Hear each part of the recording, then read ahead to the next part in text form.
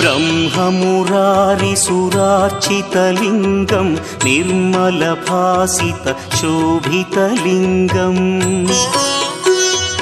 जन्मज दुःखविनाशकलिङ्गं तत्प्रणमामि सदा शिवलिङ्गम् देवमुनिप्रवरार्चितलिङ्गं कामदहन करुणाकरलिङ्गम् रावणदर्पविनाशकलिङ्गं तत्प्रणमामि सदा शिवलिङ्गम्